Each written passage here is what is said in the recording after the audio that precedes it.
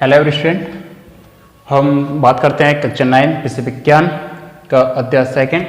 पिछले वीडियो में हमने अध्याय फर्स्ट जो है कंप्लीट किया था और मैंने आपको जो है वर्क भी दिया था कि आपको आपका फर्स्ट अध्याय जो है कंप्लीट करना है। उसके जो भी आपको क्वेश्चन आंसर दिए गए हैं वो आपको अपनी कॉपी में नोट करना है और मुझे भेजना है, ठीक है।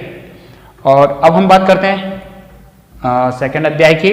अध्याय आपका है क्या हमारे आसपास के पदार्थ शुद्ध हैं, ठीक है। आपके चारों ओर जो पदार्थ पाए जाते हैं क्या वो शुद्ध अवस्था में पाए जाते हैं। अब क्वेश्चन आता है कि हम कैसे जान सकते हैं कि हमारे चारों ओर पाए जाने वाले पदार्थ शुद्ध हैं या अशुद्ध हैं। जैसे कि आप मार्केट जाते हैं, बाजार जब आप जाते हैं तो वहां से आप कोई जब चीज खरीद करके लेके आते हैं तो आप कहते हैं कि ये पदार्थ कैसा होना चाहिए, शुद्ध होना चाहिए। जैसे हो सकता है दूध, घी, मक्खन, नमक, मसाला, मिनरल या जूस, ये सब क्या है आप कहोगे कि हमें कैसे चाहिए, शुद्ध चाहिए, ठीक है। तो ये आपका शुद्ध है, ठीक है। क्या आपने कभी खाने वाले पदार्थों को डिब्बों पर ऊपर लिखे शुद्ध शब्द पर ध्यान दिया है? आपने देखा होगा कि जैसे घी हुआ, दूध हुआ, जब आप मार्केट से लाते हो, मिनरल या नमक, तो आप कहते हैं कि उस पर लिखा है शुद्ध, ठीक है। उस पर जब आप ध्यान दोगे, एक जो साधारण व्यक्ति है उसके लिए शुद्ध का मतलब है कि उसमें किसी प्रकार की मिलावट ना हो।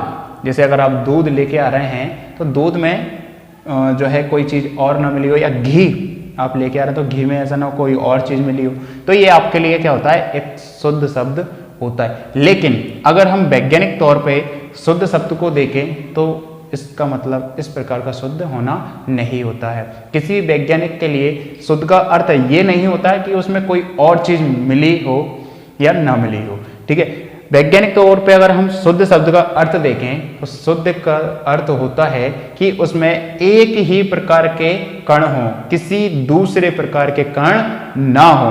वैज्ञानिक तौर पे ये शुद्ध का अर्थ होता है। जैसे हम बात करें चीनी की, ठीक है। चीनी की अगर हम बात करें तो चीनी में किसी और प्रकार के कण नहीं होते, सिर्फ चीनी में चीनी के ही कण होते हैं, ठीक। तो जो है एक शुद्ध पदार्थ ये होता है। बाकी अगर हम बात करें किसी और पदार्थ की तो वो है अशुद्ध। जैसे अगर हम दूध की बात करें तो दूध जो होता है उसमें पानी भी मिला होता है, तो ये क्या हुआ, अशुद्ध हो गया, ठीक है।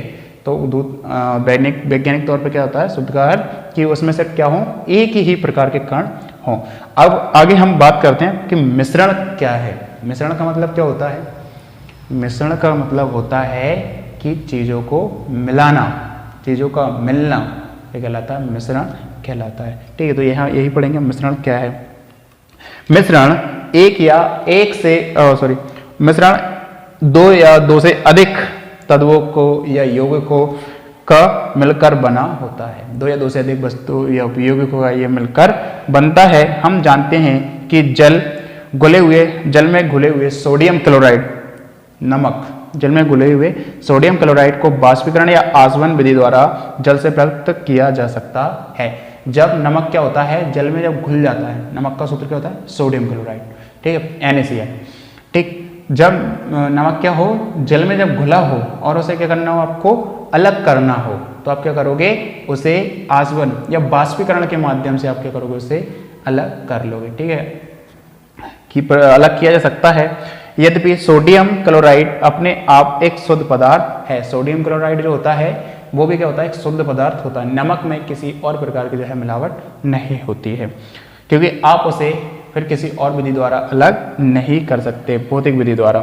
रासायनिक अवयवों को पृथक नहीं किया जा सकता। इसी प्रकार चीनी एक पदार्थ जो है वो भी शुद्ध, पूर्णतः शुद्ध होती है, क्योंकि एक ही प्रकार की चीनी जो होती है उसमें एक ही प्रकार के कण होते हैं। पेय पदार्थ और मिट्टी में एक समान कण नहीं होते हैं। शुद्ध पदार्थ किसी भी स्रोत से प्राप्त हो, इसके अभिलाक्षण गुण एक समान होंगे, ठीक है। जैसे कि आप देखेंगे पेय पदार्थ जो होते हैं, पीने वाले जो पदार्थ होते हैं वो शुद्ध नहीं होते हैं, क्योंकि उनमें कोई ना कोई चीज या कोई ना कोई यौगिक, कोई ना कोई तत्व जरूर मिला रहता है। या मिट्टी की अगर हम बात करें तो उसमें कोई ना कोई जो है तत्व हो सकते हैं, या कोई और जो है सूक्ष्म या कुछ भी उसमें हो सकता है, चाहे वो कहीं से भी ली जाए, अब दूसरी बात आती है शुद्ध। शुद्ध आप चाहे कहीं से भी लो, आपको जो है उसमें कोई और चीज़ नहीं मिलेगी। जैसे चीनी अगर आप दूसरी दुकान से भी लोगे तो एक दुकान या दूसरी दो दुकान या 3 दुकानों से भी लोगे तो आपको पूर्णतः वो शुद्ध ही मिलेगी।